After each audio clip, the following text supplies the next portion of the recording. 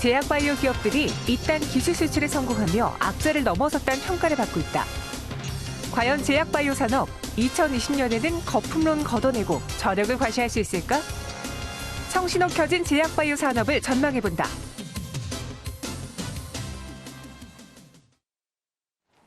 네, 오늘 시장을 보면은 제약바이오, 시총 상위 종목이라던가 대형주들이 움직이기보다는 무언가 이슈를 내놓은 이 스몰캡 종목들이 움직이고 있습니다. 그러니까 하나 이슈에 좀 주목을 하고 있는 것 같은데 쏟아지는 이슈들, 그 배경 무엇인지 앞으로 전망까지 해보도록 할게요. 제약산업전략연구원 정윤택 원장과 함께합니다. 어서 오세요. 네, 안녕하세요. 네, 요즘 주식시장 보면은 개별 종목들의 이슈도 많지만 상장하는 제약바이오 기업들도 많거든요. 왜 최근에 이렇게 신규 상장들이 많아진 이유가 무엇일까요? 우선은 이쪽 분야의 그 시장이 굉장히 커나간다는 것이죠. 우리나라뿐만 아니라 전 세계적으로 인구 고령화가 되고 거기에 따라서 또 신흥국 중심으로 경제적인 부를 확충을 하면서 보장성을 강화하고 그리고 또 의료개혁에 따라서 시장이 확대되고 있습니다. 네. 이런 맥락에서 각 국가별로도 정책상으로도 이런 제약바이오를 육성하기 위한 전략들을 발표를 하고 있습니다. 그런 측면에서 또 우리나라에서도 올 5월 달에 이 신산업의 3대 산업으로 이 바이오헬스 산업을 육성하겠다 정부에서 발표를 했지 않습니까?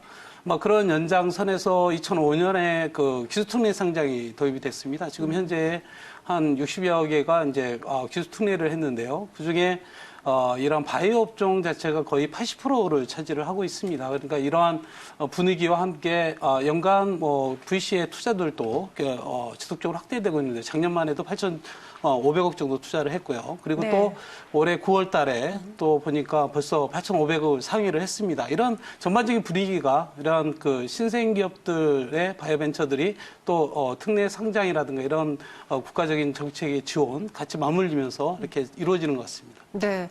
근데 2019년 사실 상반기나 중반기까지만 보면은 제약바이오의 무덤이었어요.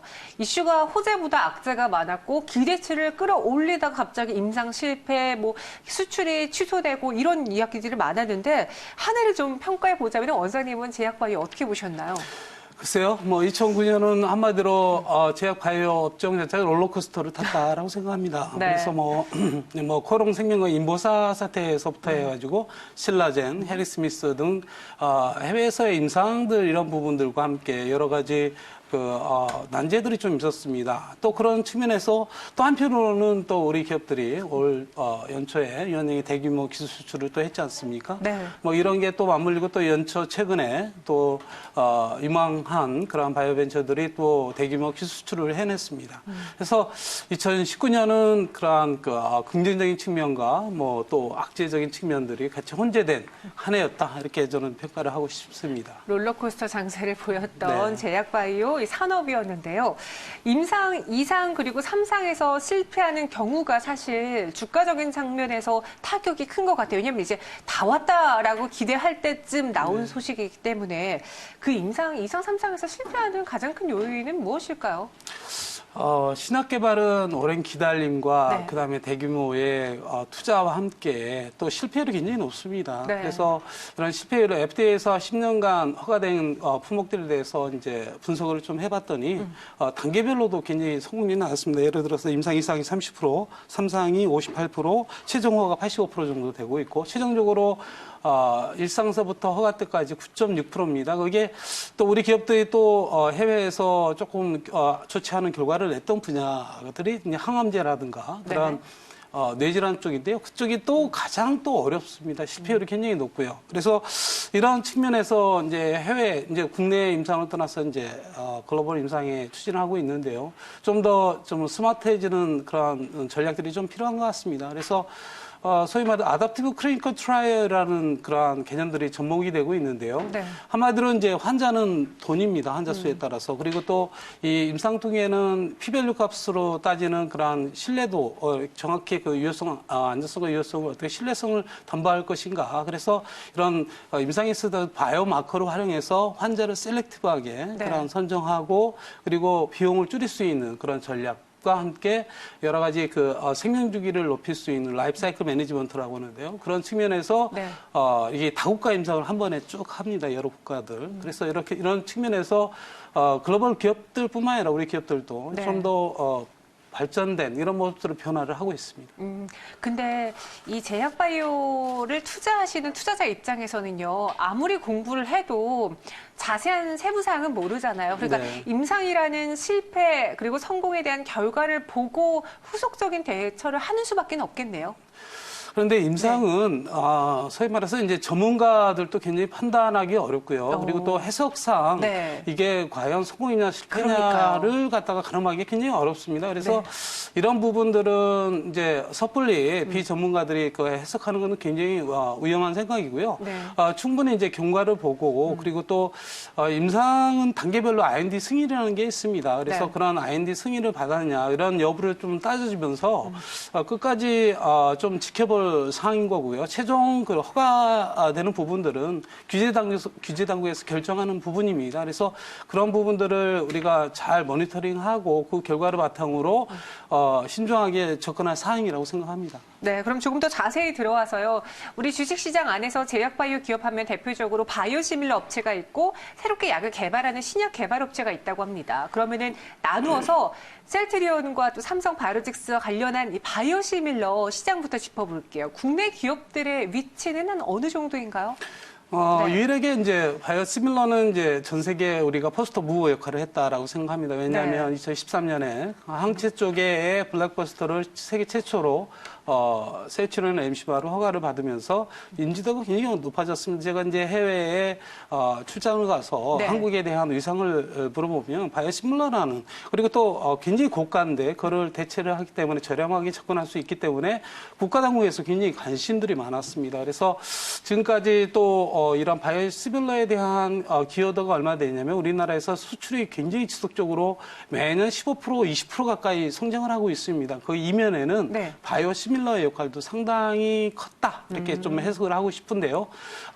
지금까지의 뭐 또 블록버스터 지금 보시면 2007년과 2017년 기준으로 보면 2007년에는 합성 신약의 줄을 8개를 이루었다면 2017년에 바이오가 8개를 이루었습니다. 이들 약물도 이제 블록버스터 되고 이제 특허 만료가 되기 때문에 결국에는 바이오시밀러로 이제 대체가 될 텐데요. 시장은 지속적으로 확대되는데 이제 다만 이런 건 있는 것 같습니다. 전통적인 오리지널 바이오 의약품을 개발한 암젠과 같은 그런 회사들도 네. 이 바이오시밀러의 시장에 뛰어들었습니다. 이엔즉슨 굉장히 좀 뭐랄까 이 시장을 갖다가 잘 전략적으로 네. 연결할 수 있는 예를 들어서 이제 바이오베타라든가 이런 쪽으로 좀 더 진화된 그런 개발 전략들이 좀 필요하지 않는가. 그래야 우리가 확보한 그러한 바이오시밀러의 세계적인 리더십을 확대할 수 있는 방향이 되지 않을까 이렇게 생각합니다. 우리 제약바이오 투자자들 입장에서 좀 악재로 꼽는 게 최근에 미국이라던가 세계 시장에서 약가를 인하하려는 움직임이거든요. 그 인하 폭은 좀 빠르게 진행되고 있나요?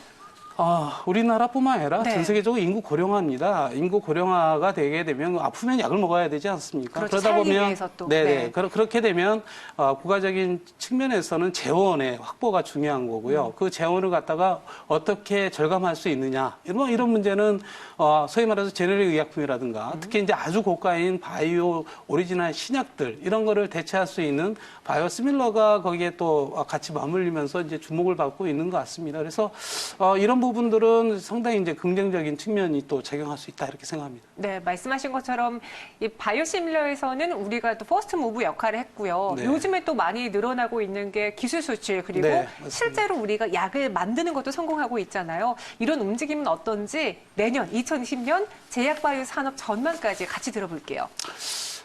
우선은 네. 제가 볼 때는 제약 바이오 산업 자체는 긴 호흡을 요한다라는 걸 먼저 전제를 깔아야 됩니다. 그래서 워낙 그 타 산업에 비해서 임상 단계라든가 허가 단계는 굉장히 강도 높고 높고 그리고 실패율이 굉장히 높습니다. 이제 다만 거기에 이제 성공할 시에는 막대한 경제적 파급 효과와 그다음에 우리 환자들의 그러한 질병 치료의 접근성을 강화할 수 있는 장점이 될 수 있습니다. 그래서 이런 제약 바이오 쪽의 업종 자체는 그래서 일희일비하는 측면은 조금 제가 볼 때는 부적절한 것 같고요.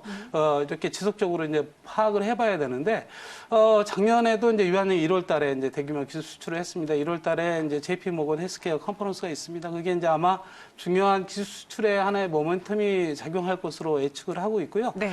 2019년과 마찬가지로 아마도 이제 임상에 실패한 사례도 분명히 나타날 거고, 그 다음에 이제 과거에 기술 수출했던 품목들도 이제 어떻게 보면 이제 단계별로 가시적인 성과가 한층 더 접근하지 않을까 이렇게 생각합니다. 이제 거기에 또 첨생범이라는 네, 이제 맞아요. 거기에 또 작용하기 때문에 세포 치료제라든가 주기세포 치료제 그다음에 이제 유전자 치료제 등등이 이제 굉장히 주목을 받을 거고요.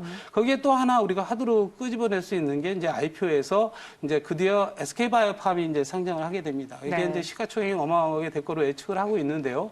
그 이면에는 SK바이오팜이 미국 FDA에서 가장 어렵다는 CNS 즉 뇌질환 쪽에 2개 그런 허가를 받았습니다. 신약으로. 이제 그게 이제 매출과 이제 직결이 될 거로 예측을 하고 있고요. 그래서 우리 기업들도 과연 얼마만큼 블랙버스트의 글로벌 신약을 얼마만큼 접근하느냐, 뭐 이게 아마 원년이 되지 않을까 이렇게 생각합니다. 네, 첨생법 그리고 SK 바이오팜 하나의 키워드가 될 수 있겠네요. 네, 지금까지 맞습니다. 정윤택 원장과 함께했습니다. 오늘 말씀 고맙습니다.